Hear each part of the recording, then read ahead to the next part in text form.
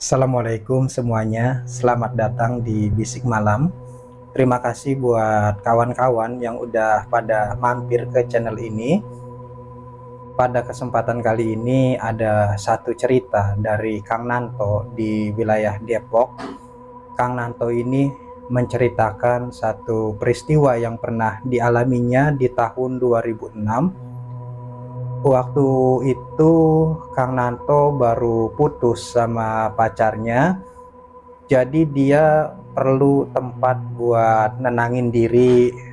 Nah, Kang Nanto punya nenek sama kakek di wilayah Indramayu.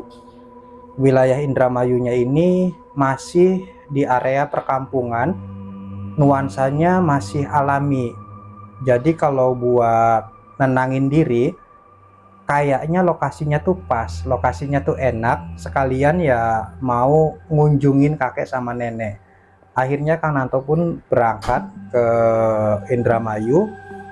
Sampai Indramayu disambut sama kakek sama neneknya. Wah, Nanto udah besar katanya. Kenapa mau main ke sini nggak ngabarin dulu? Ya Nanto cuman senyum-senyum aja lah. Ngapain lah nek, kayak ngabar-ngabarin kayak apa aja. Ini kan cucu mau jenguk kakek sama nenek, masa ya harus ngabarin? Lagian ngabarinnya gimana? Nenek sama kakek punya handphone. Nenek sama kakeknya itu cuma ketawa-tawa aja waktu itu. Ya udah sini sini sini.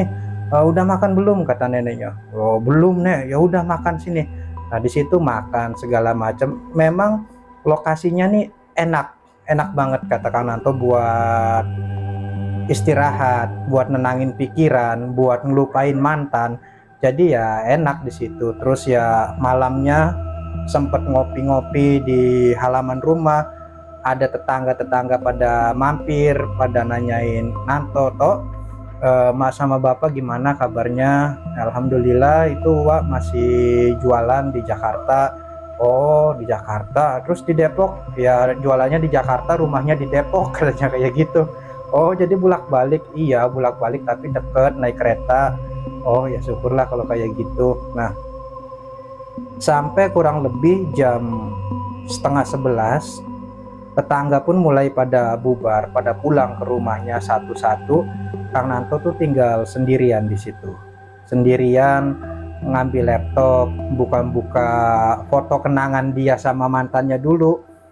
Ya yang ada timbul rasa sedih lagi, rasa sakit hati. Kenapa sakit hati?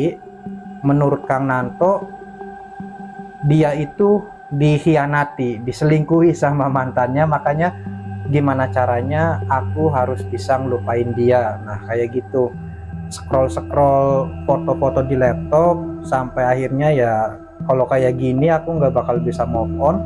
Ya udahlah fotonya dihapusin aja. Fotonya itu dihapusin semua. Nah Kang Nanto nyalain lagu ya pelan aja, namanya udah malam kan ya, nyalain lagu di laptop pelan. Lagi Kang Nanto dengerin lagu, tiba-tiba ada suara kayak semacam benda jatuh. Benda ini terasa berat, jadi suaranya tuh kayak semen jatuh, satu sak semen jatuh ke tanah itu kan berat ya, sampai getar, tanah itu getar. Ini dari mana asalnya nih? Kang Nanto kan ya larak lirik, ini sumbernya dari mana? Dicari sama Kang Nanto, ternyata di area situ ada satu benda yang tadinya tuh nggak ada di situ. Jadi benda ini bentuknya keris. Nah, Kang Nanto kan ngelihat, kok ada keris? Kenapa ada keris di sini? Apa suara gedebuk tadi itu asalnya dari keris ini? Nah, keris itu gagangnya nih dari kayu, bentuknya ya melengkung. Umumnya keris, cuman ada ukiran yang kayaknya sih mirip kepala ular. Sementara bilah keris ini dilekukannya ada kayak karat-karat, ya mungkin kerisnya udah lama, udah satu bilah keris ini aja nggak ada sarungnya, nggak ada werangkanya gitu. Jadi cuma satu bilah keris yang memang udah berkarat. Diambil keris itu sama Kang Nanto, dipegang-pegang, ujungnya ini bagian tepi dari keris ini ternyata masih tajam. masih tajam ya, sampai jarinya Kang Nanto tuh ya kesayat di situ. Kok masih tajam, keris udah berkarat kayak gini kok masih tajam ya, bisa-bisanya jari aku kesayat keluar darah kan. Nah begitu jarinya keluar darah, Kang Nanto ngedenger ada suara ringkikan kuda. Suara ringkikan kuda yang sayup-sayup itu seolah-olah makin dekat, makin dekat. Ada kuda. Emang di kampung ini ada yang punya kuda ya, dipikir sama Kang Nanto kan. Suara kudanya itu makin dekat, diiringin sama derap kaki kuda, tuplak tuplak tuplak tuplak tuplak, sampai akhirnya Kang Nanto ya berdiri di pinggir jalan, pinggir jalanan desa itu, di depan rumah kakek sama neneknya, nungguin kuda yang lewat. Ternyata bener ada kuda yang lewat. Jadi kuda ini narik kereta kuda kayak delman.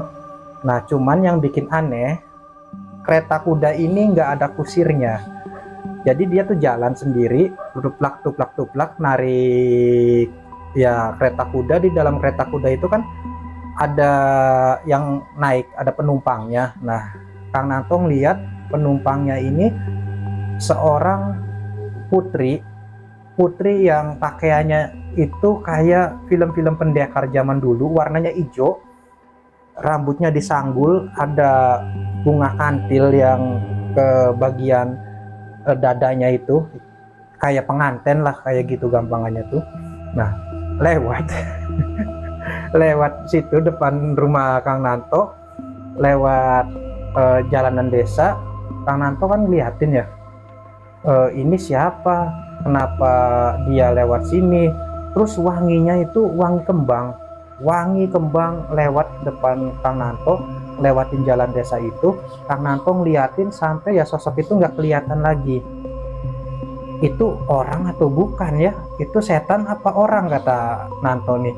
Nah akhirnya Kang Nanto kan balik badan mau masuk ke dalam rumah neneknya sama kakeknya.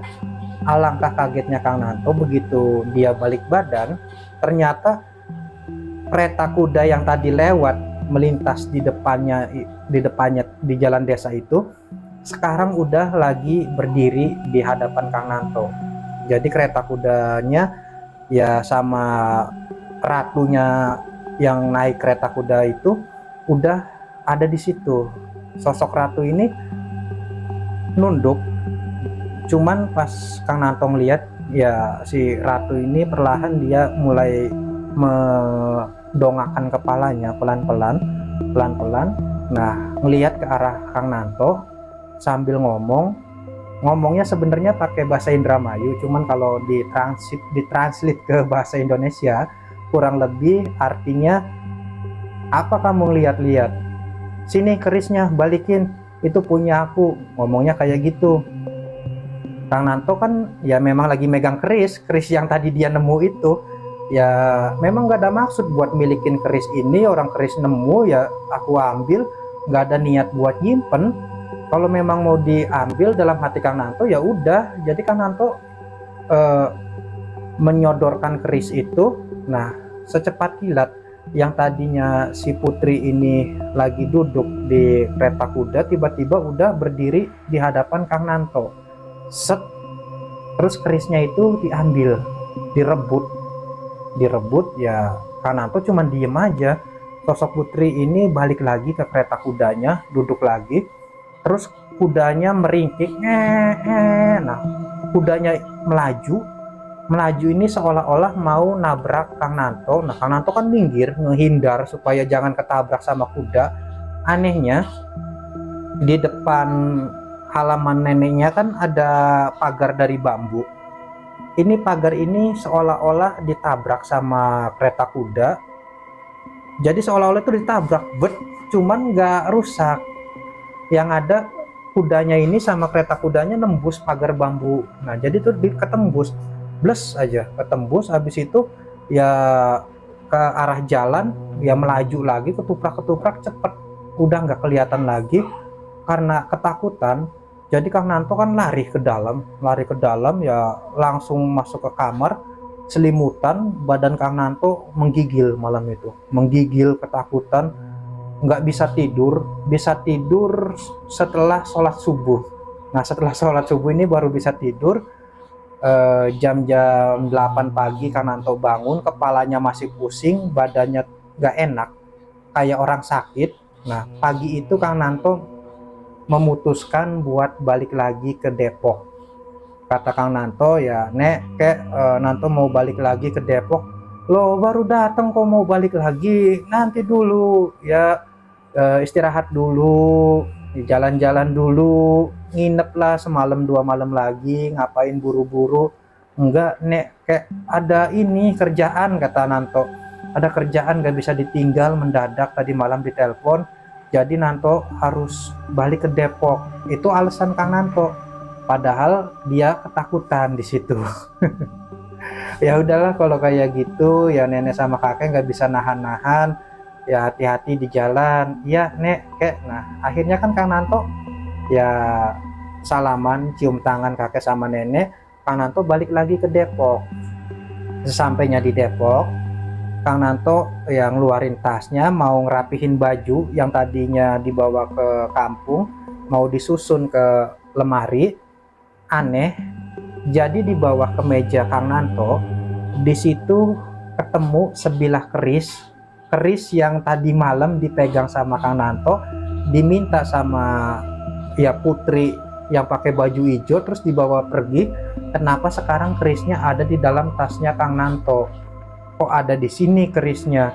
Nah begitu Kang Nanto megang keris itu, kedengeran suara ringkih kuda lagi. Langsung dilepas kerisnya. Kang Nanto nyari bapaknya. Pak, sini dulu Pak. Apa toh? Tadi malam Nanto ngalamin begini di rumah nenek, ini kerisnya. Waduh, bapak juga nggak ngerti. Ya udahlah, kamu istirahat aja, kamu kan ya baru balik dari Indramayu.